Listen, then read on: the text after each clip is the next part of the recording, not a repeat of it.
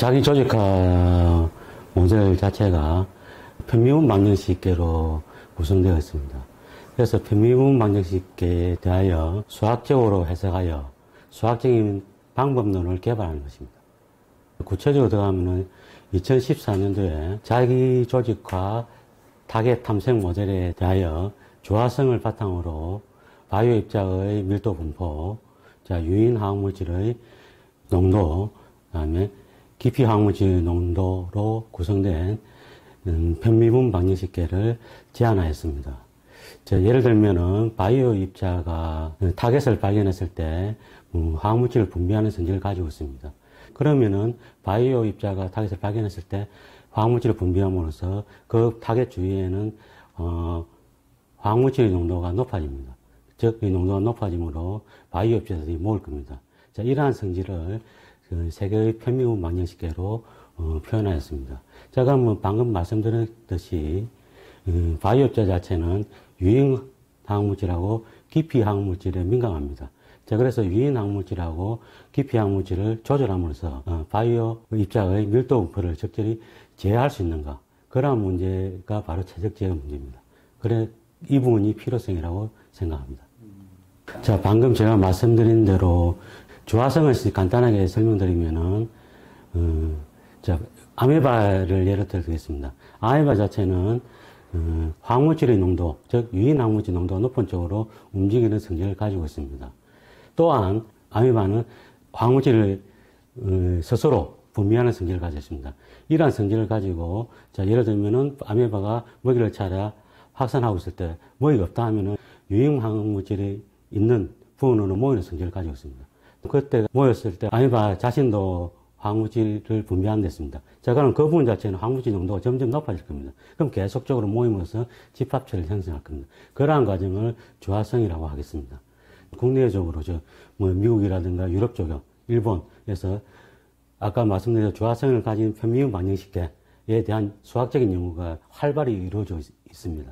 그렇지만도 조화성 문제에 대한 연구는 이루어지지만 거기에 제어를 하여 최적 제어의 문제에 대한 연구는 그렇게 많이 이루어지지는 않고 있습니다.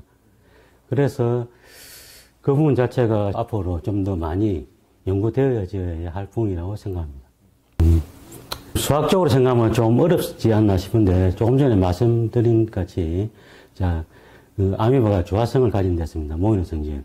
예를 들면은 저희가 이 부분 상처가 났을 때, 그럼 상처가 난다는 이야기는 그 부분 자체에 염증이 생긴다는 이야기는 병원체에 모인다는 이야기입니다. 박테리아 자체. 그래서 상처가. 그럼 그러한 성질 자체도 조화성으로 표현할 수 있다는 거. 그러면 그런 부분 자체를 실제로 실험실에서 이루어지지만 실험 과정을 계속적으로 할 필요 없이 어느 부분은 수학적으로 해결할 수 있다는 거. 지금 코로나19 상황인데도 수리강 연구소에서 모델링한다는 그 부분 자체도 미분 방정식에 의해서 표현해서 예측하고 할 수 있다고 생각하고 있습니다. 저는 수학자이기 때문에 수학적으로 해석할 수밖에 없습니다. 아까 조금 전에 말씀드린 제가 다루는 모델 자체가 편미분 방정식계이기 때문에 이 부분이 좀 어렵겠지만 이 부분을 방정식을 해석하기 위해서는 여러 가지 함수 해석적인 방법을 이용할 수밖에 없습니다. 그래서 제가 다루는 방법 자체는 함수 해석적인 방법을 이용하여 수학적으로 해석, 좀 더 활용할 수 있는 방법으로 연구를 좀 더 확장할 수가 있다고 생각합니다. 저 같은 경우는 혼자 연구를 많이 하는데 간혹 다른 연구자한테 조언도 듣고 그렇게 하고 있습니다. 이번이 연구가 끝나는데 이제 앞으로 어떻게 될지는 모르겠지만 방금 말씀드린 대로 제가 이번에 연구하는 것은 세 개의 편미분 방정식계로 세팅되어 있습니다. 미분 방정식, 편미분 방정식하고 또 상미분 방정식이라는 게 있습니다. 편미분 방정식이라는 것은 시간하고 공간에 의존하는 방정식계고, 상미분 방정식계라는 것은 시간에만 의존하는 겁니다. 예를 들면은 바이오 입자의 밀도 분포는 편미분 방정식을 따르고, 그 다음에 유인 화학물질하고 깊이 화학물질 농도 자체는 상미분 방정식이 따르는, 방금 앞에 다룬 방법과는 다르게 해석을 해야 한다는 거. 그래서 그 부분에 대한 연구를 계속 앞으로 진행할 예정입니다.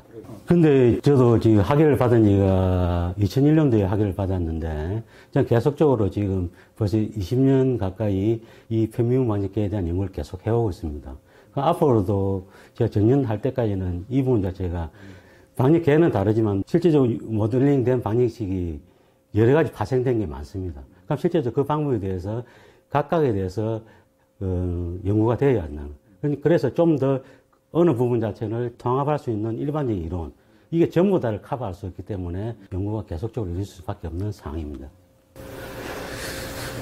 좀 어려운 질문인데, 저도 이번 연구 프로젝트를 하게 됨으로써 저 자신도 이전까지 한 연구를 좀 더 발전할 수 있는 계기가 되었고, 그래서 그런 부분 자체가 저한테는 중요하지 않나, 앞으로 계속적으로 연구할 수 있는 원동력이 되지 않나 싶습니다. 제가 그러니까 생물이라든가 응용 쪽에서 보다는 제가 수학적으로 연구하기 때문에, 또 수학 부분 자체는 기초 중에서도 기초입니다. 그럼 실제적으로 모든 결과가 바로 이루어지지 않는다는 것. 그런데 프로젝트 같은 경우는 실제적으로 기한을 너무 주기 때문에 그 기한에 대해서 이루어지기가 쉽지 않다는 것. 제가 예를 들면은 증명을 했는데 그 부분에 대해서 좀 체크하다 보니까 또 이 부분 자체가 잘못되었다 하면은 그걸 바로 뭔가 실험하듯이 수정하고 그런 게 바로 되지 않는다는 것. 그래서 이 기한을 정의보다는 좀 더 결과가 안 나오더라도 인정을 할 수 있는 분위기가 되었으면 좋지 않나 싶습니다. 나중에 계속 실패하더라도. 제가 작년까지 호남수학회 총무이사를 했습니다. 제가 그래서 보니까 제주대학에서 호남수학회에 대한 임원을 하기는 이때까지 한 적이 없습니다. 그래서 제 옆에 계시는 교수님이 회장을 하셨고, 그때 보니까 제주도 수학계가 너무 좁다는 거. 그래서 좀 더 방법이 있다면은 수학계하고 중고등학교 선생님들하고 좀 더 유기적인 관계를 형성할 수 있었으면 좋겠다는 생각이 들고, 그 다음에 저희 제주대학 같은 경우는 바이오나 해양이나 이런 쪽이 많이 발달되어 있습니다. 있는 연구 분야가.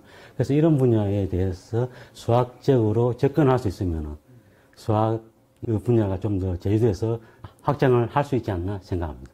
지금 코로나19가 벌써 2년 가까이 돼 가는데, 제주도는 실제 섬이기 때문에 연구 활동하려면 육지로 활발하게 돼야 하는데, 이게 코로나 상황이 되니까 이런 활동을 제약을 받는다는 거. 그래서 앞으로 코로나19 상황이 나아진다면은 그러한 부분의 활동을 점점 더 많이 할 수 있을 여지가 있지 않나. 그래서 제 자신한테도 좀 더 발전할 수 있는 기회가 되지 않나 싶습니다.